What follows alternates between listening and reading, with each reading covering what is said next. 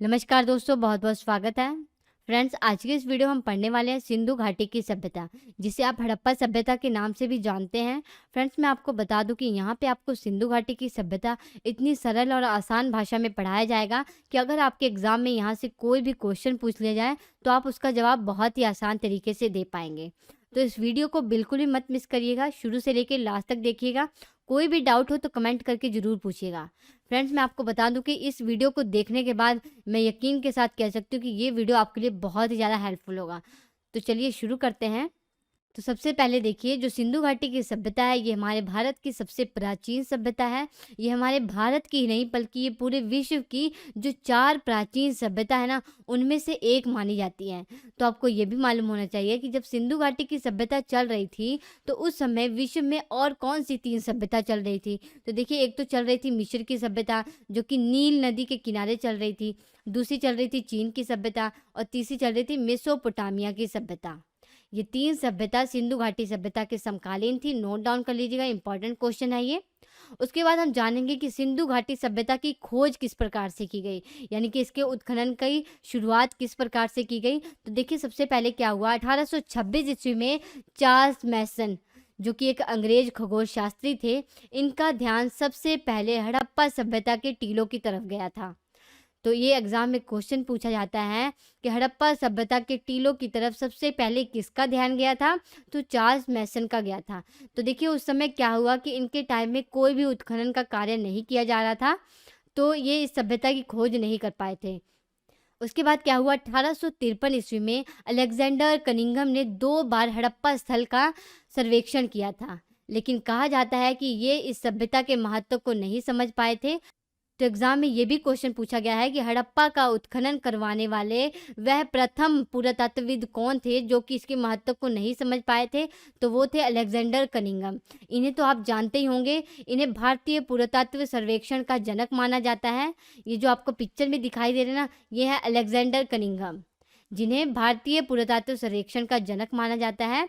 इन्होंने भारतीय पुरातत्व सर्वेक्षण की जो स्थापना है वो 1861 ईस्वी में की थी और इसका जो मुख्यालय है वो नई दिल्ली में है। नोट डाउन कर लीजिएगा, ये जनरल नॉलेज का क्वेश्चन है। उसके बाद क्या हुआ, 1856 ईस्वी में बर्टन बंधु, बर्टन ब्रदर्स थे, ये 2 भाई थे। एक का नाम था जेम्स बर्टन और एक का नाम था विलियम बर्टन। ये दोनों इंजीनियर थे। इन्हीं के नेतृत्व में सरकार ने इन्हें लाहौर से लेके कराची के बीच में रेलवे लाइन बिछाने का कार्य दिया था। नोट डाउन कर लीजिए, जेम्स बर्टन और विलियम बर्टन, ये 2 भाई थे जो कि इंजीनियर थे। इन्हीं के निर्देशन में लाहौर से लेके कराची के बीच में रेलवे लाइन बिछाने का कार्य किया जा रहा था। तो जब ये रेलवे लाइन बिछाने का कार्य कर रहे थे तो वहाँ की टीलों से इन्हें कुछ ईंटें प्राप्त हुई। तो इन्होंने क्या किया कि इन ईंटों का इस्तेमाल इस रेल पटरी में बिछाने में कर लिया। तो जब ये वहाँ से ईंटें ले रहे थे ना, तो इन्हें एहसास हुआ कि यहाँ पे बहुत पुरानी बिल्डिंग रही होगी या बहुत पुराना भवन रहा होगा। तो इन्होंने इसकी जानकारी सरकार को दी। तो सरकार ने इनकी बातों की तरफ बिल्कुल ध्यान नहीं दिया। उसके बाद क्या हुआ, 1902 ईस्वी में सर जॉन मार्शल, इन्हें भारतीय पुरातत्व विभाग का महानिर्देशक नियुक्त किया गया, यानी कि डायरेक्टर जनरल नियुक्त किया गया। तो ये भी क्वेश्चन पूछा जाता है कि सर जॉन मार्शल को भारतीय पुरातत्व विभाग का महानिर्देशक किसके द्वारा नियुक्त किया गया था। तो लॉर्ड कर्जन के द्वारा नियुक्त किया गया था। लॉर्ड कर्जन कौन थे, तो ये उस समय हमारे भारत के वायसराय थे। नोट डाउन कर लीजिएगा, ये जो आपको पिक्चर में दिखाई दे रहे हैं ना, ये हैं सर जॉन मार्शल। तो उसके बाद क्या हुआ कि सर जॉन मार्शल के निर्देशन में दयाराम साहनी के द्वारा हड़प्पा स्थल की खुदाई करवाई गई। कब करवाई गई, तो 1921 ईस्वी में करवाई गई। नोट डाउन कर लीजिएगा, सर जॉन मार्शल के निर्देशन में दयाराम साहनी के द्वारा हड़प्पा स्थल की खुदाई करवाई गई। कब करवाई गई, तो 1921 ईस्वी में करवाई गई। और देखिए, सिंधु घाटी सभ्यता का जो खोजा गया पहला स्थल था ना, वो हड़प्पा स्थल ही था। नोट डाउन कर लीजिएगा, सिंधु घाटी सभ्यता का खोजा गया जो पहला स्थल था वो हड़प्पा स्थल था। उसके बाद क्या हुआ, राखल दास बनर्जी के द्वारा मोहनजोदड़ो स्थल की खुदाई करवाई गई। कब करवाई गई, 1922 ईस्वी में करवाई गई। ये जो आपको पिक्चर में दिखाई दे रहे ना, ये है राखल दास बनर्जी, इनके द्वारा मोहनजोदड़ो स्थल की खुदाई करवाई गई थी। और किसके निर्देशन में करवाई गई थी, ये भी पूछा जाता है। तो सर जॉन मार्शल के निर्देशन में मोहनजोदड़ो स्थल की खुदाई करवाई गई थी। नोट डाउन कर लीजिएगा, इंपॉर्टेंट क्वेश्चन है ये। उसके बाद हम जानेंगे कि इसका नामकरण किस प्रकार से किया गया, यानी कि इस सभ्यता को सिंधु घाटी की सभ्यता नाम क्यों दिया गया, या हड़प्पा सभ्यता इसे नाम क्यों दिया गया। तो देखिए, इस सभ्यता को सिंधु घाटी की सभ्यता कहा जाता है। क्यों कहा जाता है इसे सिंधु घाटी की सभ्यता? तो देखिए, जब शुरुआती टाइम में इस सभ्यता की खोज की जा रही थी ना, तो इस सभ्यता के जो ज़्यादा से ज़्यादा स्थल थे ना, वो सिंधु नदी के आसपास ही प्राप्त हो रहे थे। तो इसलिए इतिहासकारों ने इसका नाम सिंधु घाटी की सभ्यता रख दिया। उसके बाद इसे हड़प्पा सभ्यता भी कहा जाता है। क्यों कहा जाता है? क्योंकि इस सभ्यता का खोजा गया जो पहला स्थल था वो हड़प्पा था, इसलिए इसे हड़प्पा सभ्यता कहा जाने लगा। इसे कांस्य युगीन सभ्यता भी कहा जाता है। क्यों कहा जाता है इसे कांस्य युगीन सभ्यता? क्योंकि इस सभ्यता के लोगों के द्वारा पहली बार कांसे का उपयोग किया गया था, इसलिए इसे कांसा युगीन सभ्यता भी कहा जाता है। कांसा ये क्या है? तो ये एक मिश्रित धातु है जो कि तांबा और टीन को मिलाकर बनता है। नोट डाउन कर लीजिएगा, कांसा एक मिश्रित धातु है जो कि तांबा और टीन को मिलाकर बनता है। नोट डाउन कर लीजिएगा, इंपॉर्टेंट क्वेश्चन है ये भी। उसके बाद इसे आद्य इतिहासकालीन सभ्यता भी कहा जाता है। क्यों कहा जाता है इसे आद्य इतिहासकालीन सभ्यता? क्योंकि देखिए, यहाँ से पुरातात्विक साक्ष्य भी मिले हैं और लिखित साक्ष्य भी मिले हैं, लेकिन जो लिखित साक्ष्य मिले हैं उसे अभी तक किसी भी इतिहासकार के द्वारा पढ़ा नहीं जा सका है। जो इस सभ्यता के लोग थे ना, उन्होंने अपने भाव को चित्र के द्वारा प्रदर्शित किया है, तो जिसे अभी किसी भी इतिहासकार के द्वारा पढ़ा नहीं जा सका है, इसलिए इसे भाव चित्रात्मक लिपि भी कहा जाता है। इस लिपि को भाव चित्रात्मक लिपि भी कहा जाता है। नोट डाउन कर लीजिएगा, इंपॉर्टेंट क्वेश्चन है। और इसे प्रथम नगरीकरण सभ्यता भी कहा जाता है। क्यों कहा जाता है इसे प्रथम नगरीकरण सभ्यता?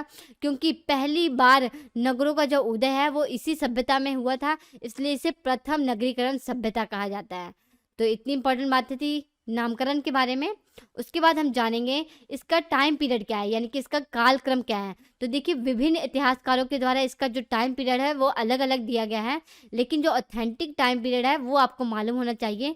तो इसका जो टाइम पीरियड है वो 2350 ईसा पूर्व से लेकर 1750 ईसा पूर्व है। कार्बन काल निर्धारण विधि यानी कि C14 के द्वारा इसका जो टाइम पीरियड है वो 2350 ईसा पूर्व से लेकर 1750 ईसा पूर्व अनुमान लगाया गया है। आपको ये भी मालूम होना चाहिए कि कार्बन काल निर्धारण विधि ये क्या है। तो देखिए, इसके द्वारा किसी भी पुरानी से पुरानी वस्तु या उसके अवशेषों से पता लगाया जाता है उसके टाइम का। आपको ये भी पता होना चाहिए कि C14 इस विधि को किसके द्वारा विकसित किया गया था। तो इस विधि को विलार्ड लिब्बी के द्वारा विकसित किया गया था। ये आपको पिक्चर में दिखाई दे रहे ना, ये है विलार्ड लिब्बी। इन्हीं के द्वारा C14 विधि को विकसित किया गया था। कब विकसित किया गया था? तो 1940 ईस्वी में विकसित किया गया था। और इसी विधि को विकसित करने के लिए इन्हें 1960 ईस्वी में रसायन के क्षेत्र में नोबेल पुरस्कार दिया गया था। इंपॉर्टेंट क्वेश्चन है, नोट डाउन कर लीजिएगा। उसके बाद हम जानेंगे कि सिंधु घाटी सभ्यता का विस्तार क्या है, यानी कि जो सिंधु घाटी की सभ्यता है वो कहाँ से लेके कहाँ तक फैली हुई है।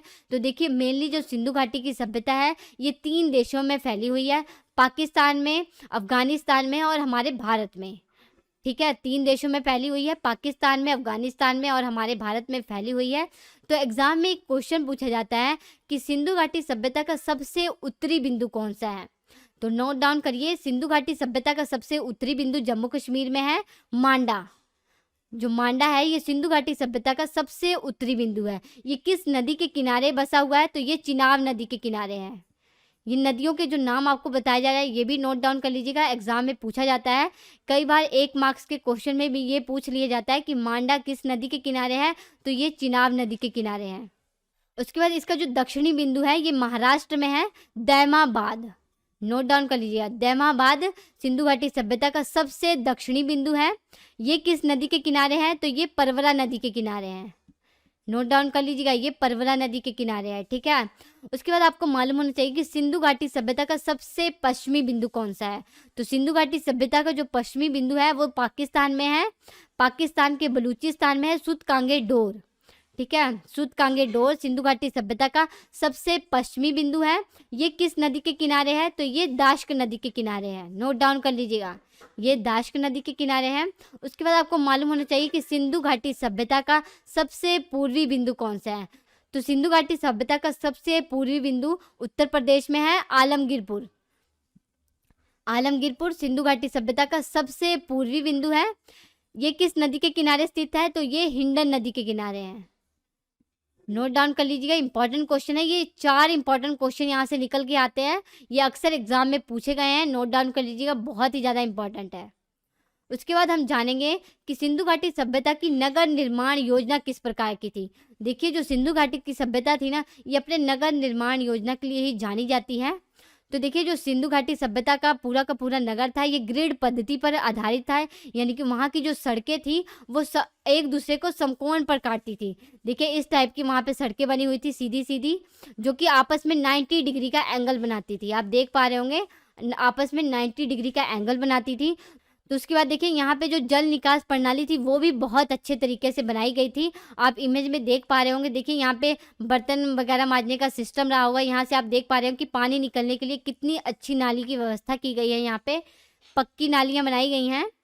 तो आप समझ पा रहे होंगे कि आज के हजारों साल पहले के जो मानव थे वो उसी प्रकार रहा करते थे जिस प्रकार आज के ज़माने में हम रहते हैं, ठीक है। और यहाँ पे हर छोटे बड़े घर में खुद का आंगन हुआ करता था और खुद का स्नान घर हुआ करता था। चाहे घर छोटा हो चाहे बड़ा, बीच में आंगन जरूर बनाया जाता था। उसके बाद हम देखेंगे कि सिंधु घाटी सभ्यता के जो लोग थे उनका कृषि और पशुपालन किस प्रकार का था। तो देखिए, सबसे पहले सिंधु घाटी सभ्यता के लोगों के द्वारा अगर किसी चीज़ की खेती की गई थी तो वो कपास की खेती की गई थी। सिंधु घाटी सभ्यता के लोगों के द्वारा किसकी खेती सबसे पहले की गई थी? तो कपास की खेती की गई थी। इंपॉर्टेंट क्वेश्चन है, नोट डाउन कर लीजिएगा। उसके बाद ये भी पूछा जाता है कि सिंधु घाटी सभ्यता के लोगों की सबसे महत्वपूर्ण फसल कौन सी थी। तो इनकी जो सबसे महत्वपूर्ण फसल थी वो गेहूं और जौ ही थी। गेहूं और जौ सिंधु घाटी सभ्यता के लोगों की सबसे महत्वपूर्ण फसल थी। अगर आपने पाषाण काल वाला हमारा लेक्चर देखा होगा तो आपको ये भी मालूम होना चाहिए कि पाषाण काल के जो लोग थे इन्होंने सबसे पहले किस चीज़ की खेती की थी। तो इन्होंने सबसे पहले जौ की खेती की थी। कंफ्यूज मत होइएगा, सिंधु घाटी सभ्यता के लोगों ने सबसे पहले कपास की खेती की थी और जो प्रागैतिहासिक काल की यानी कि पाषाण काल के जो लोग थे उन्होंने सबसे पहले जौ की खेती की थी। और यहाँ पे आप देख पा रहे होंगे कि सिंधु घाटी सभ्यता के जो लोग थे वो कृषि तो बहुत ही अच्छे तरीके से कर रहे थे, यानी कि बहुत ही बड़े पैमाने पर वो कृषि कर रहे थे। लेकिन इनका जो दूसरा व्यवसाय था वो पशुपालन था। पशुपालन भी ये बहुत ही अच्छे तरीके से करते थे। तो ये भी पूछा जाता है क्वेश्चन एग्जाम में कि सिंधु घाटी सभ्यता के लोगों का सबसे महत्वपूर्ण पशु कौन सा था। तो सबसे महत्वपूर्ण पशु एक सींग वाला गैंडा था और कुबड़ वाला सांड था। इंपॉर्टेंट क्वेश्चन है, नोट डाउन कर लीजिएगा। एग्जाम में ये क्वेश्चन पूछा गया है कि सिंधु घाटी सभ्यता के लोगों का सबसे महत्वपूर्ण पशु कौन सा था। और देखिए, एक सींग वाला गैंडा और कुबड़ वाले सांड की यहाँ पे मोहर भी प्राप्त हुई है। आप इमेज में देख पा रहे होंगे, ये है एक सींग वाला गैंडा और ये है कुबड़ वाला सांड। इसकी मोहर जो है ये सिंधु घाटी सभ्यता से प्राप्त हुई है। अगर आपसे ये पूछा जाए कि सिंधु घाटी सभ्यता की मोहरों पर किन किन जानवरों का अंकन नहीं हुआ है, गाय, घोड़ा और ऊंट का जो अंकन है वो सिंधु घाटी सभ्यता की मोहरों पर नहीं हुआ है। नोट डाउन कर लीजिएगा, ये भी इंपॉर्टेंट क्वेश्चन है। ये एग्जाम में क्वेश्चन पूछा गया है कि सिंधु घाटी सभ्यता की मोहरों पर किन जानवरों का अंकन नहीं हुआ है। तो गाय, घोड़ा और ऊंट का जो अंकन है वो सिंधु घाटी सभ्यता की मोहरों पर नहीं हुआ है। देखिए, गाय को जो महत्वता है ना, ये वैदिक काल में दी गई थी। गाय को महत्वता वैदिक काल में दी गई थी। इंपॉर्टेंट नोट है, नोट डाउन कर लीजिएगा। उसके बाद हम देखेंगे कि सिंधु घाटी सभ्यता के लोगों का धार्मिक जीवन कैसा था। तो देखिए, सिंधु घाटी सभ्यता जब चल रही थी तो उस समय विश्व में और 3 सभ्यता चल रही थी, जैसा कि आपको स्टार्टिंग में बताया, मिस्र की सभ्यता, चीन की सभ्यता और मेसोपोटामिया की सभ्यता। तो देखिए, यहाँ से तो बहुत से मंदिरों के प्रमाण मिले हैं, लेकिन सिंधु घाटी सभ्यता से अभी तक किसी भी मंदिर के प्रमाण नहीं मिले हैं। तो आपको ये भी मालूम होना चाहिए कि सिंधु घाटी सभ्यता के जो लोग थे ये किस चीज़ की पूजा करते थे। तो सिंधु घाटी सभ्यता के लोग वृक्षों और पशुओं की पूजा करते थे। ये लोग पेड़ पौधे और जानवरों की पूजा किया करते थे। और हवन कुंड के जो प्रमाण हैं वो यहीं से मिले हैं, यानी कि अग्नि वेदिकाएं जो हैं वो सिंधु घाटी सभ्यता से ही प्राप्त हुई हैं। और यहाँ से स्वास्तिक के चित्र भी मिले हैं। यहाँ से स्वास्तिक के चित्र भी मिले हैं। यहाँ की जो मोहरें हैं वहाँ उसमें स्वास्तिक के चित्र भी बने हुए मिले हैं, आप देख पा रहे होंगे इमेज में। और देखिए, सिंधु घाटी सभ्यता से बहुत सी टेराकोटा की लघु मूर्तियां प्राप्त हुई हैं। टेराकोटा का अर्थ क्या है पहले तो ये आपको मालूम होना चाहिए। तो देखिए आग में पकी हुई मिट्टी को टेराकोटा कहते हैं। नोट डाउन कर लीजिएगा, टेराकोटा आग में पकी हुई मिट्टी को कहते हैं। तो देखिए यहाँ से बहुत सी टेराकोटा की लघु मूर्तियाँ प्राप्त हुई हैं, लेकिन एक मूर्ति ऐसी प्राप्त हुई है जिसमें स्त्री के गर्भ से निकलते हुए एक पौधे को दिखाया गया है, जिसके द्वारा इतिहासकारों के द्वारा अनुमान लगाया गया है कि इसमें पृथ्वी की गर्भ से एक पौधे के जन्म को दर्शाया गया है। ये इतिहासकार अनुमान लगाते हैं, ठीक है। उसके बाद देखिए यहाँ के जो लोग थे ना, ये धरती की पूजा करते थे, उसे उर्वरता की देवी समझते थे। जिस प्रकार जो मिस्र के लोग थे नील नदी की पूजा करते थे, उसी प्रकार सिंधु घाटी सभ्यता के जो लोग थे ये धरती की पूजा करते थे, उसे उर्वरता की देवी समझते थे। और यहाँ की नगरों से, सिंधु घाटी सभ्यता की नगरों से एक सील पाया गया है जिसमें एक योगी का चित्र है 3-4 मुख वाला। कई विद्वान ये मानते हैं कि ये योगी शिव है, यानी कि ये पशुपति शिव की मोहर है जिसकी पूजा सिंधु घाटी सभ्यता के लोग करते थे। कई विद्वानों का ये मानना है। आगे आप पढ़ेंगे तो आपको पशुपति शिव की मोहर दिखाई जाएगी। आधी टूटी हुई अवस्था में ये पाई गई है सिंधु घाटी सभ्यता से। तो अब हम पढ़ने वाले हैं कि सिंधु घाटी सभ्यता के महत्वपूर्ण स्थल कौन कौन से हैं, इसकी खोज कब हुई थी और किसके द्वारा हुई थी, और यहाँ से क्या क्या पाया गया है ये हम पता करेंगे। तो देखिए सबसे पहले तो सिंधु घाटी सभ्यता का जो खोजा गया पहला स्थल था वो हड़प्पा स्थल था। तो देखिए हड़प्पा स्थल की जो खुदाई थी वो किसने करवाई थी, तो दयाराम साहनी ने करवाई थी। कब करवाई थी, तो 1921 ईस्वी में करवाई थी। किसके निर्देशन में करवाई थी, तो सर जॉन मार्शल के निर्देशन में करवाई थी। और इस जो हड़प्पा स्थल है ये कहाँ पे है, तो ये पाकिस्तान के पंजाब प्रांत में है। पाकिस्तान के पंजाब प्रांत में ये कहाँ है, तो मोंटगोमरी जिले में है। और किस नदी के तट पर है, तो रावी नदी के तट पर है। नोट डाउन कर लीजिएगा। और हड़प्पा स्थल से क्या क्या पाया गया ये भी आपको मालूम होना चाहिए। तो देखिए हड़प्पा स्थल से तो अन्नागार की खोज की गई है, और कांसे की बैलगाड़ी, ये जो कांसे की बैलगाड़ी आपको पिक्चर में दिखाई दे रही है ना, ये भी हड़प्पा स्थल से ही पाई गई है। और यहाँ से क्या पाया गया है, तो यहाँ से कब्रिस्तान के साक्ष्य भी मिले हैं। नोट डाउन कर लीजिए, ये तो मोस्ट इंपॉर्टेंट क्वेश्चन है, ये अक्सर एग्जाम में पूछा गया है कि कांसे की बैलगाड़ी कौन से स्थल से पाई गई है, तो हड़प्पा स्थल से पाई गई है। उसके बाद देखिए जो दूसरा स्थल खोजा गया था सिंधु घाटी सभ्यता का वो था मोहनजोदड़ो। इसकी खुदाई किसने करवाई थी, तो इसकी खुदाई राखलदास बनर्जी ने करवाई थी। कब करवाई थी, तो 1922 ईस्वी में करवाई थी। ये कहाँ पे है ये भी मालूम होना चाहिए। तो ये पाकिस्तान के पंजाब प्रांत में ही है, लेकिन लड़काना जिले में है। नोट डाउन कर लीजिएगा, ये पाकिस्तान के पंजाब प्रांत के लड़काना जिले में है। किस नदी के तट पर है, तो सिंधु नदी के तट पर है। इंपॉर्टेंट नोट है, आपको जो बताया जा रहा है कि ना कौन सा स्थल किस नदी के तट पर है, ये इंपॉर्टेंट नोट डाउन कर लीजिएगा। ये अक्सर एग्जाम में क्वेश्चन पूछ लिया जाता है 1 मार्क्स में। अगर आपसे ये पूछ लिया जाए कि मोहनजोदड़ो का शाब्दिक अर्थ क्या है, यानी कि मोहनजोदड़ो जो शब्द है इसका अर्थ क्या है, तो इसका अर्थ है मृतकों का टीला। इसका अर्थ क्या है, इसका अर्थ है मृतकों का टीला। ये भी एग्जाम में क्वेश्चन पूछा गया है कि मोहनजोदड़ो का अर्थ क्या है, तो इसका अर्थ है मृतकों का टीला। और यहाँ से किस चीज़ की खोज हुई है, तो देखिए मोहनजोदड़ो से तो बहुत ही चीज़ों की खोज हुई है और सब इम्पॉर्टेंट है, नोट डाउन करिएगा। तो देखिए सबसे पहले तो यहाँ पे विशाल स्नानागार की खोज हुई है। आप पिक्चर में देख पा रहे होंगे ना, ये है विशाल स्नानागार। इसकी जो खोज है वो मोहनजोदड़ो से की गई है। और यहाँ से अन्नागार भी प्राप्त हुआ है। और यहाँ से कांसे की नर्तकी की मूर्ति भी प्राप्त हुई है। यहाँ से देखिए कांसे की बनी हुई एक मूर्ति प्राप्त हुई है जिसमें एक नर्तकी जो है वो नाच रही है। और यहाँ से पशुपति महादेव की मोहर भी प्राप्त हुई है।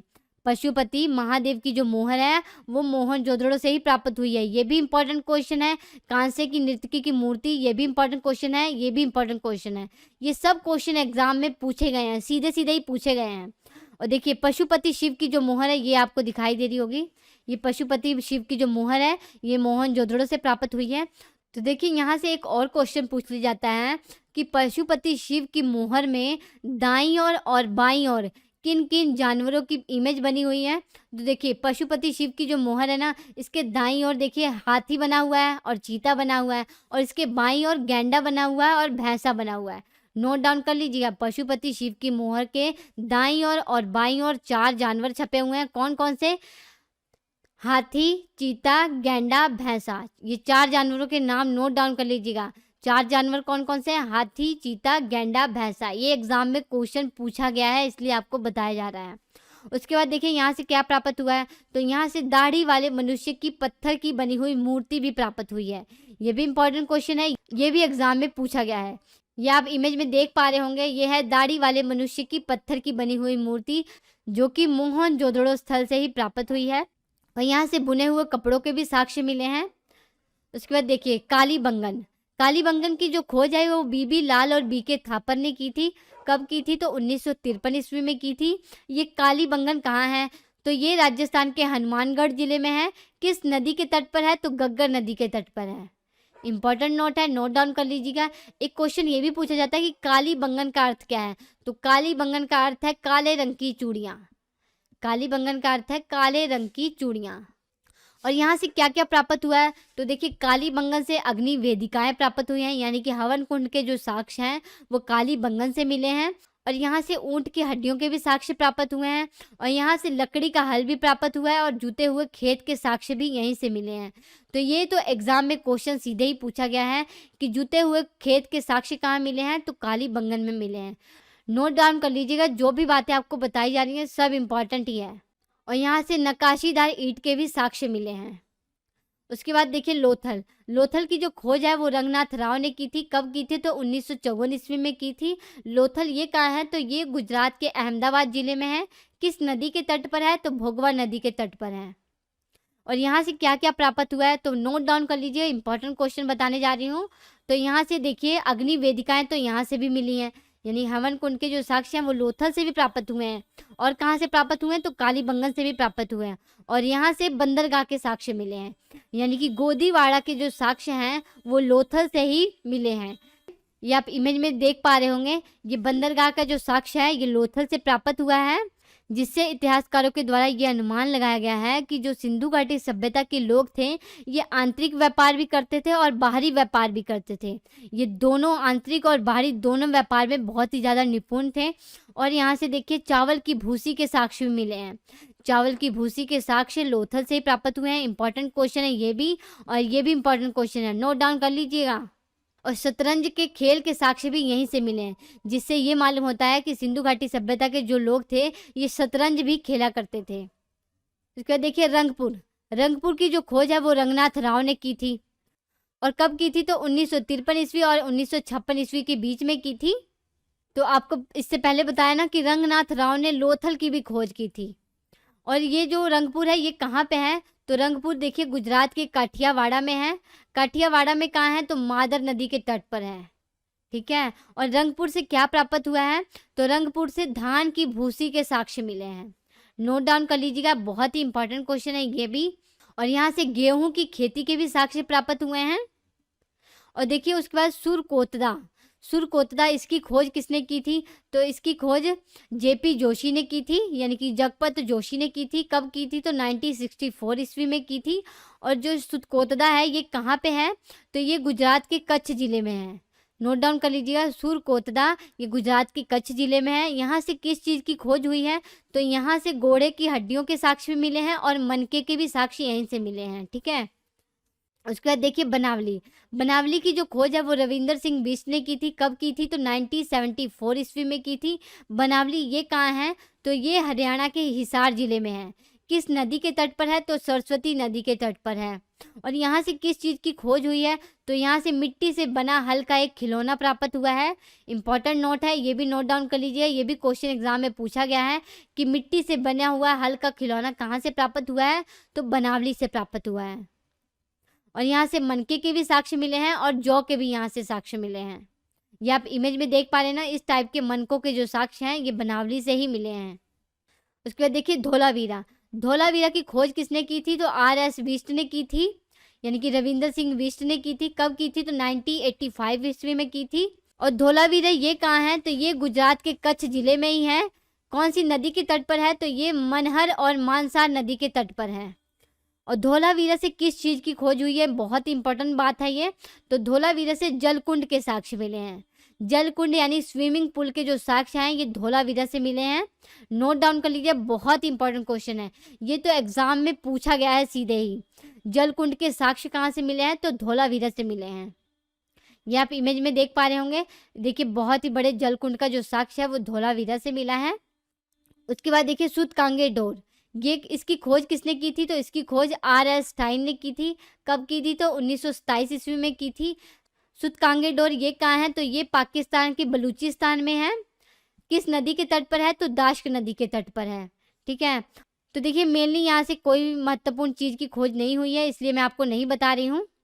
उसके बाद देखिए चन्हुद्रो, चन्हुद्रो की खोज कब की गई थी? तो इसकी खोज 1931 ईस्वी में हुई थी। किसके द्वारा हुई थी? तो एन.जी. मजूमदार के द्वारा हुई थी। और जो चन्हुद्रो है ये कहाँ पे है? तो ये पाकिस्तान के सिंध प्रांत में है। किस नदी के तट पर है? तो सिंधु नदी के तट पर है। नोट डाउन कर लीजिए, चन्हुद्रो पाकिस्तान के सिंध प्रांत में है। किस नदी के तट पर है? तो सिंधु नदी के तट पर है।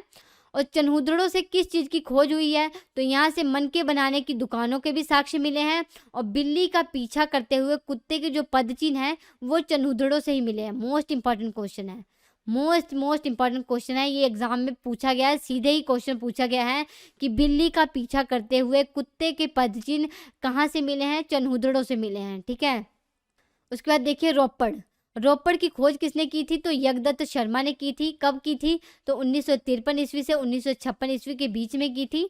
और रोपड़ ये कहाँ पे है? तो ये हमारे पंजाब में ही है। पंजाब में कहाँ है? तो सतलुज नदी के तट पर है ये। ठीक है, हमारे भारत के पंजाब में है। नोट डाउन कर लीजिए, ये पाकिस्तान के पंजाब में नहीं है, ये हमारे भारत के पंजाब में है। किस नदी के तट पर है? तो सतलुज नदी के तट पर है। यहाँ से किस चीज़ की खोज हुई है? तो यहाँ से कब्र में कुत्ते के शवाधान के साक्ष्य मिले हैं, यानी कि कुत्ते को दफनाने के जो साक्ष्य हैं वो रोपड़ से मिले हैं। नोट डाउन कर लीजिए, ये भी इंपॉर्टेंट क्वेश्चन है, ये भी एग्जाम में पूछा गया है। तो देखिए फ्रेंड्स, ये थे सिंधु घाटी सभ्यता के कुछ महत्वपूर्ण स्थल। मैंने आपको बता दिया कि इसकी खोज किसने की थी, कब की थी, ये स्थान कहाँ कहाँ पे है और यहाँ से क्या क्या पाया गया है, और जो जो इम्पोर्टेंट था वो सब मैंने आपको बता दिया। आई होप आपने नोट डाउन कर लिया होगा। उसके बाद हम जानेंगे कि सिंधु घाटी सभ्यता का पतन किस प्रकार से हुआ। तो देखिए, विभिन्न विद्वानों ने अपने अलग अलग मत दिए हैं कि सिंधु घाटी सभ्यता का पतन किस कारण से हुआ है।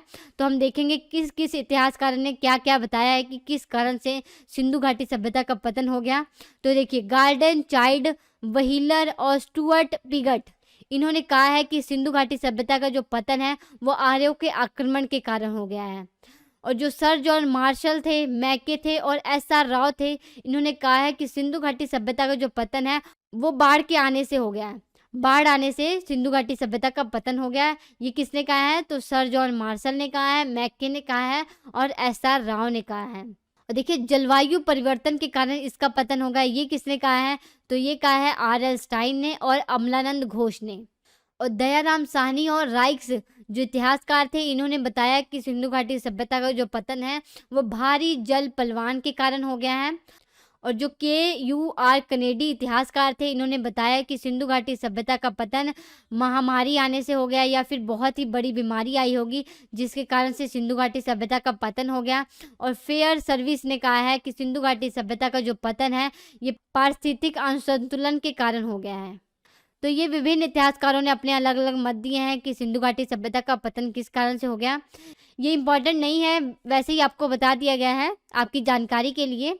तो फ्रेंड्स, आपको वीडियो कैसा लगा कमेंट करके ज़रूर बताइएगा। अच्छा लगा तो इस वीडियो को लाइक ज़रूर करिएगा और इस चैनल को सब्सक्राइब भी करिएगा। हम आपसे मिलते हैं नेक्स्ट लेक्चर में, तब तक के लिए नमस्कार।